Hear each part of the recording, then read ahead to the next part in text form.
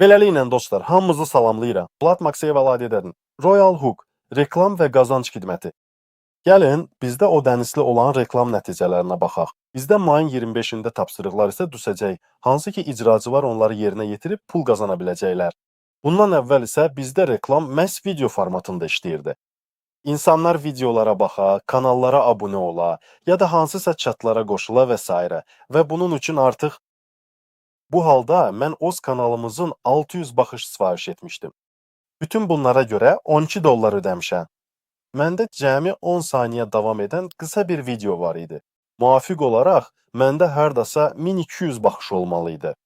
Çünki insan gəlir, videoya ən azı 20 saniyə baxır. Müvafiq olaraq, mənim videom 2 dəfə qısa olduğuna görə, o 2 dəfə baxır və 2 baxış sayılır. Sonra isə klikləyib, kanala keçə və abunə ola bilər.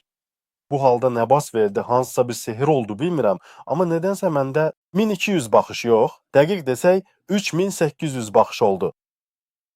Bax, 1800, düzdür?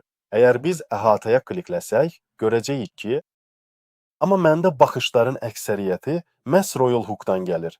Başqa baxışlar da var, amma onların sayı çox azdır. Burada başqa göstəricilər var, onlar o qədər də vacib deyil və nəticədə 3800 baxış.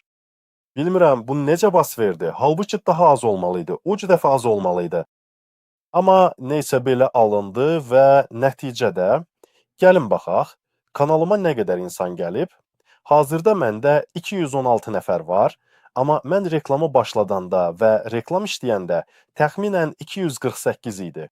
Bu nə deməkdir, yəni kanalda? Bundan əvvəl məndə artıq insanlar var idi. Hardasa 50 nəfər, hardasa 190 nəfər. Mənə məhz video reklamdan gələnlər oldu. İndi təbii ki, insanlar abunəlikdən çıxırlar. Çünki bəziləri üçün bu kanalın mövzusu maraqlı deyil. Çox az adam avatarlar aləmini istəyir.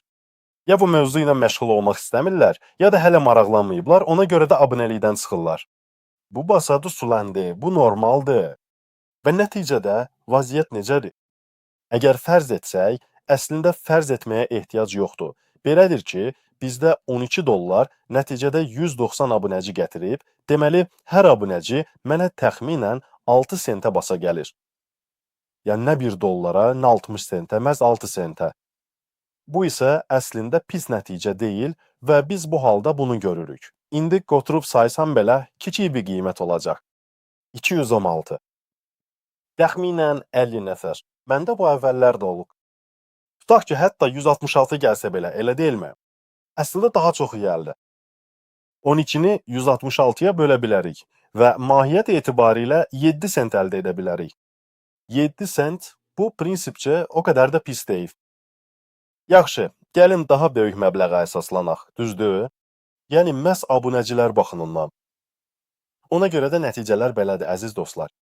Satışlara çevrilmə baxımından isə hələ demək çətindir.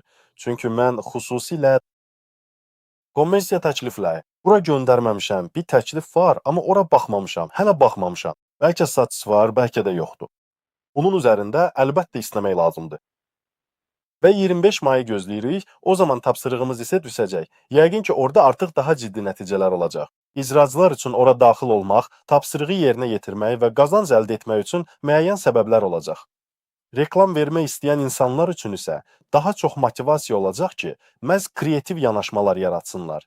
Reklamları yaxşı geri dönüş versin və onlara keyfiyyətli abunəci, müştəri, tərəfdaş və s. gəlsin. Diqqətinizə görə təşəkkür edirəm. Sizinlə Vlad Makseyev idi. Əgər videonu mənim kanalımda izləyirsinizsə, bütün lazımi linklər açıqlamada olacaq. Klikləyin, baxın, qoşulun, iştirak edin və qazanın.